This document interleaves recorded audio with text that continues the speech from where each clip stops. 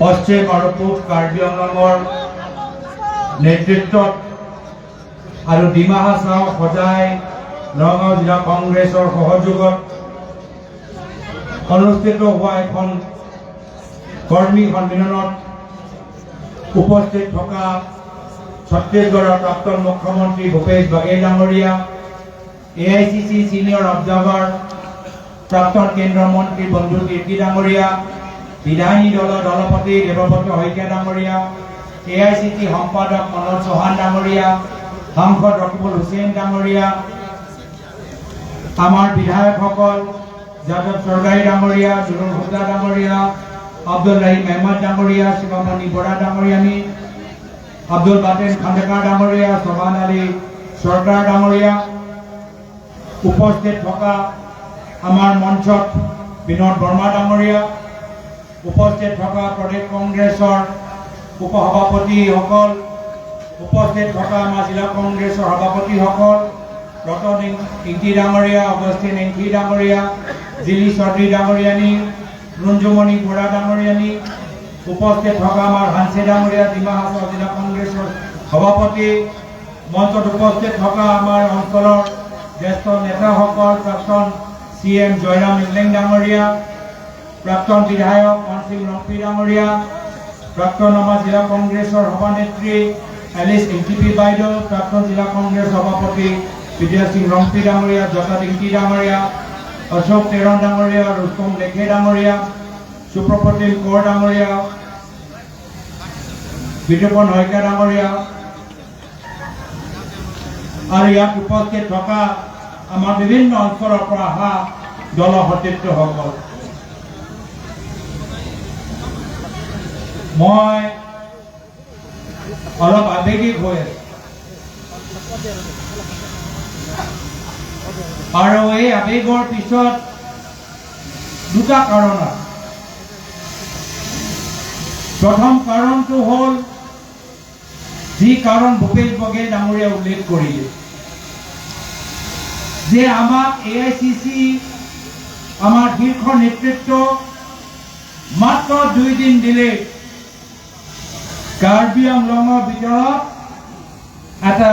কৰ্মী সন্মিলন আয়োজন কৰিবলৈ। বহুতৰ মনত প্ৰশ্ন আছিল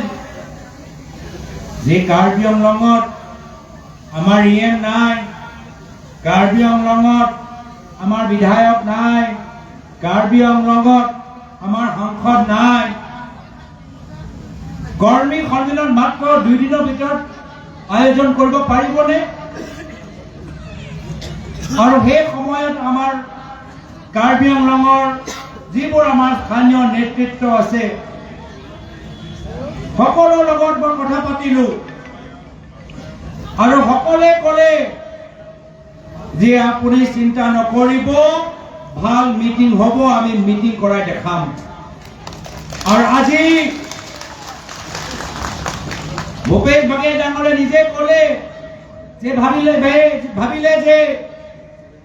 কমহে কম মানুহ হ'ব, কিন্তু চাওক দূৰ দূৰলৈকে মানুহবোৰ আমাৰ বহি আছে,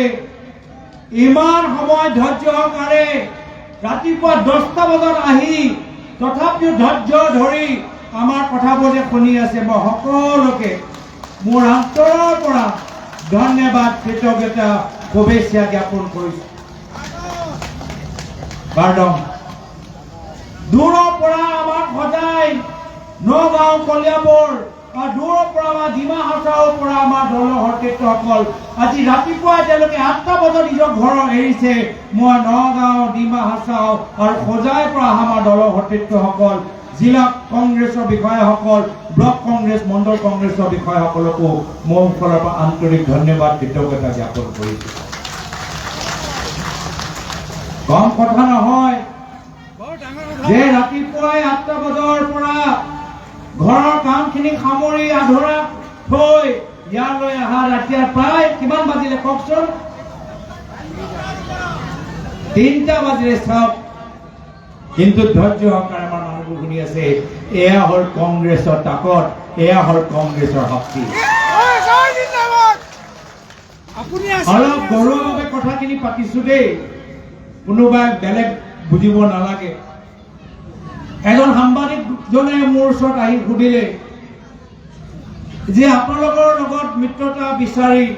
বিচৰা এজন বিধায়ক শিৱসাগৰ বিধায়ক অখিল গগৈ ডাঙৰীয়া কৈছে যে তেওঁ কংগ্ৰেছৰ ব্ৰেণ্ড এম্বেচেডৰ আপুনি কি ভাবে তো মই সেই সাংবাদিকজনক ক'লো যে ৰাজীৱ ভৱনত কিমান ভিৰ কংগ্ৰেছৰ কৰ্মী কিমান সমাগম হৈছে দেখা পাইছেনে আপোনালোকে দেখিছেনে ৰাজীৱ ভৱনত কিমান মানুহ গৈছে দেখিছেনে নাই দেখা দেখি ভাল লাগিছে নাই মই ক'লো এই সকল যে আমাৰ কংগ্ৰেছৰ সাধাৰণ কৰ্মীখিনি যে অসমৰ 126টা সমষ্টিৰ পৰা গৈ গুৱাহাটী ৰাজীৱ ভৱনত জয় আই অসম কংগ্ৰেছ পাৰ্টি জিন্দাবাদ যে কৈছে সেয়া হ'ল আমাৰ কংগ্ৰেছৰ মূল ব্ৰেণ্ড এম্বেচেডৰ মোৰ বাবে আজি ইয়াত উপস্থিত হৈ থকা সদায় নগাঁও পশ্চিম পূব আমৰি ৰংখাং পৰা অহা ডিমা হাছাও হাফলং পৰা অহা কংগ্ৰেছৰ কৰ্মী মোৰ বাবে মোৰ ব্ৰেণ্ড এম্বেচেডৰ আমাৰ দলৰ ব্ৰেণ্ড এম্বেচেডৰ আমাক আৰু কোনো ব্ৰেণ্ড এম্বেচেডৰ নালাগে আমাক মাত্ৰ আমাৰ কংগ্ৰেছৰ কৰ্মী আমাক লাগে আপোনালোকে প্ৰতিটো বুথৰ ভিতৰত কংগ্ৰেছৰ পতাকা ধৰি কংগ্ৰেছ জিন্দাবাদ কওক আৰু কংগ্ৰেছৰ নেতৃত্বৰ চৰকাৰ অহাটো নিশ্চিত যোৱা মাহৰ ডিচেম্বৰ মাহত 28 ডিচেম্বৰ আমাৰ প্ৰতিষ্ঠা দিৱস আমি পালন কৰিছিলো প্ৰতিটো বুথৰ ভিতৰত আমি কংগ্ৰেছৰ পতাকা লৈ আমি সভা কৰিছিলো নাই কৰা কওকচোন প্ৰতিটো বুথৰ ভিতৰত আমি কংগ্ৰেছৰ পতাকা লৈ কংগ্ৰেছ পাৰ্টি জিন্দাবাদ আমি ঈশ্বৰে আমি কংগ্ৰেছ দলটো শক্তিশালী কৰিছো এয়া হ'ল আমাৰ কংগ্ৰেছৰ তাকত আজি দ্বিতীয় কাৰণ হ'ল যাৰ বাবে মই আৱেগিক হৈছো যি কাৰণ মই ভাবি আছিলো আৰু সাংসদ ৰকিবুল হুছেইন ডাঙৰীয়া ক'লে যে কাৰ্বি সংস্কৃতি লৈ কাৰ্বি পৰম্পৰা লৈ মই সৰুকালৰ পৰাই মই দেখিছো আৰু মোৰ ফালৰ পৰা মই সন্মান যাচিছো আৰু শিকিবলৈ এটা সুযোগ পালো যেতিয়া মই মোৰ প্ৰয়াত পিতৃ তৰুণ গগৈদেৱ আৰু আপোনালোকৰ জ্যেষ্ঠ প্ৰাক্তন সাংসদ বীৰেন সিং ইংতি ডাঙৰীয়াৰ মাজত যেতিয়া বন্ধুত্ব দেখা পালো তেতিয়া বহুতখিনি কথা বহুতখিনি কাৰ্বি বিষয় সংস্কৃতি পৰম্পৰা জানিবলৈ সুযোগ পালো আৰু আমাৰ দুয়োটাই পৰিয়ালে বহুত বছৰ একেলগে একে ঘৰত আমি বসবাস কৰিছিলো আৰু সেইকাৰণে হ'ব পাৰে যোৰহাট মোৰ প্ৰথম ঘৰ হ'ব পাৰে যোৰহাট মোৰ বাবে মোৰ প্ৰথম ঘৰ কিন্তু কাৰ্বি আংলংলৈ আহিলে মই নিজৰ দ্বিতীয় ঘৰলৈ আহিছো তেনেকুৱা যেন মোক লাগে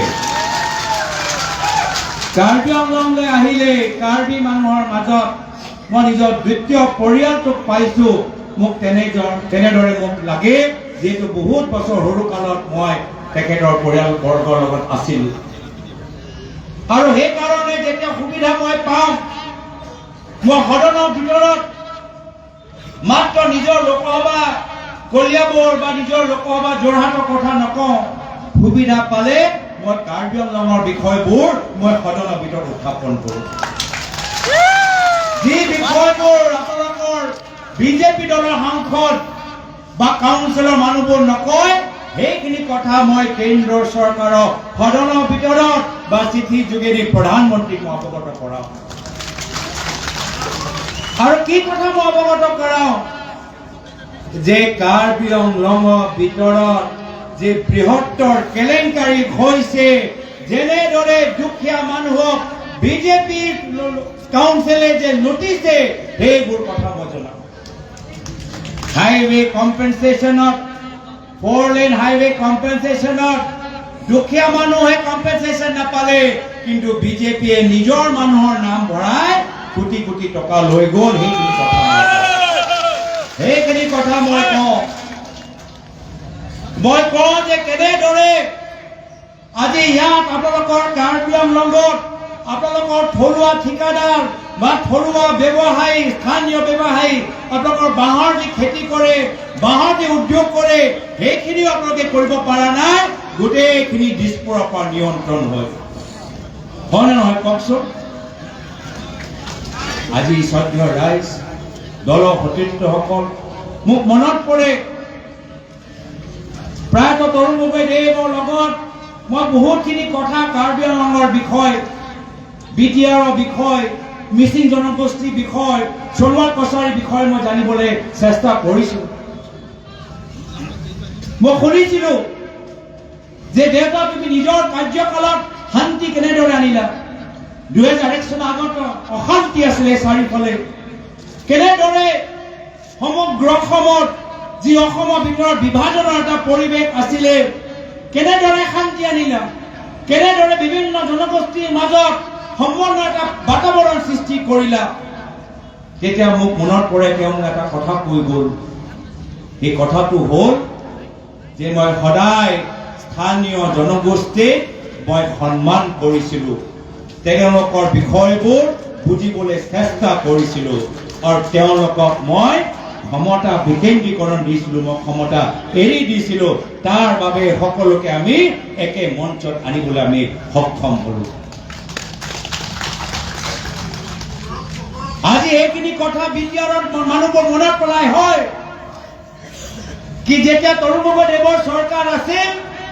বিটিআৰৰ স্থানীয় বড়ো নেতৃত্বই সন্মান পাইছিল, ক্ষমতা পাইছিল, স্বাধীনতা পাইছিল, অটনমি পাইছিল। একেখিনি কথা কাৰ্বি আংলঙত কয় কি হয় কি যেতিয়া তৰুণ গগৈদেৱৰ চৰকাৰ আছিল, কাৰ্বি আংলঙত কি হ'ব,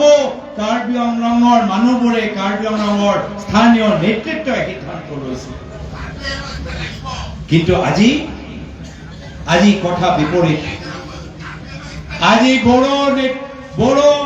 সমস্যাৰ সমাধানৰ নেতৃত্ব এতিয়া বড়ো নেতৃত্বৰ ওচৰত নাই। একেৰাহে কাৰ্বি আংলঙৰ সমস্যাৰ নেতৃত্ব এতিয়া কাৰ্বি মানুহৰ ওচৰত নাই। গোটেইখিনি চাবি এতিয়া আছে হিমন্ত বিশ্ব শৰ্মা ডাঙৰীয়াৰ হাতত। হিমন্ত বিশ্ব শৰ্মা ডাঙৰীয়া এতিয়া দিছপুৰৰ পৰা বহি আমাৰ বিভিন্ন জনজাতি, বিভিন্ন আমাৰ 6 শেডিউলৰ অঞ্চলবোৰ নিয়ন্ত্ৰণ কৰিবলৈ বিচাৰে।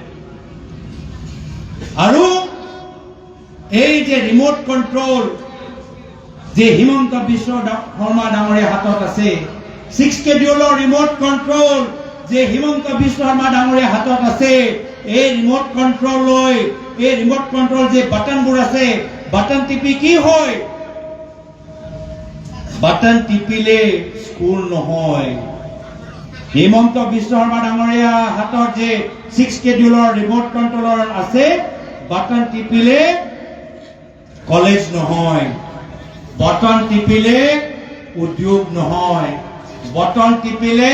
সংস্থাপন নহয়, বটন টিপিলে মহিলাবোৰ নিৰাপত্তা নাপায়। কি হয় যে এটা বটন টিপিলে বিঘা বিঘা মাটি আদানি, আম্বানি, পতঞ্জলি, মামী নামত গুচি যায়। সেইকাৰণে হিমন্ত বিশ্ব শৰ্মা ডাঙৰীয়া নিজৰ হাতত ৰিমোট কণ্ট্ৰল ৰাখিবলৈ বিচাৰে ডিমা হাছাও, কাৰ্বি আংলঙৰ, কোকৰাঝাৰৰ। কিয়? তেওঁৰ উদ্দেশ্য হ'ল যে বিঘা বিঘা মাটি আদানিক দিয়ক, বিঘা বিঘা মাটি আম্বানিক দিয়ক, বিঘা বিঘা মাটি পতঞ্জলিক দিয়ক আৰু বিঘা বিঘা মাটি নিজৰ পৰিবাৰৰ নামত এৰি দিয়ক। সেইকাৰণে এতিয়া যদি 5 বছৰ আৰু তেওঁলোকৰ শাসন থাকে, আপোনালোকে দেখা পাব 1 বিঘা মাটি পাহৰি যাওক, এটা কঠা মাটি, 1 কঠা মাটি জনসাধাৰণৰ নামত নাথাকিব। গোটেইখিনি মাটি নামজাৰি আদানি, আম্বানি আৰু মামী নামত হৈ যাব। গোটেইখিনি মাটি নামজাৰি আদানি, আম্বানি আৰু মামী নামত হৈ যাব। আৰু ইয়াত কাৰ্বি আংলঙত জুনিয়ৰ হিমন্ত বহি আছে। ইয়াত কাৰ্বি আংলঙত জুনিয়ৰ হিমন্ত বহি আছে। কাৰ কথা কৈছো? তুলিৰাম ৰংহাং ডাঙৰীয়াৰ কথা কৈছো। যিদৰে হিমন্ত বিশ্ব শৰ্মা ডাঙৰীয়া ৰাজনীতি কৰে, তেওঁকে ফলো কৰি তুলিৰাম ৰংহাং ডাঙৰীয়া ৰাজনীতি কৰে। হিমন্ত বিশ্ব শৰ্মা ডাঙৰীয়া পৰিবাৰৰ নামত কোম্পানী খুলি চৰকাৰী পইচা দিয়ে একেৰাহে তুলিৰাম ব্ৰহ্মম ডাঙৰীয়া নিজৰ পৰিবাৰৰ নামত কোম্পানী খুলি পৰিবাৰৰ সদস্যৰ নামত কোম্পানী খুলি চৰকাৰী পইচা তেওঁলোকক দি থাকে যিদৰে এডভাৰটাইজমেন্টৰ পইচা হিমন্ত বিশ্ব শৰ্মা ডাঙৰীয়া নিজৰ পৰিবাৰৰ কোম্পানী প্ৰায় ডিষ্টক দি দিয়ে একেৰাহে ৰাস্তা পিডব্লিউডি ঠিকাবোৰ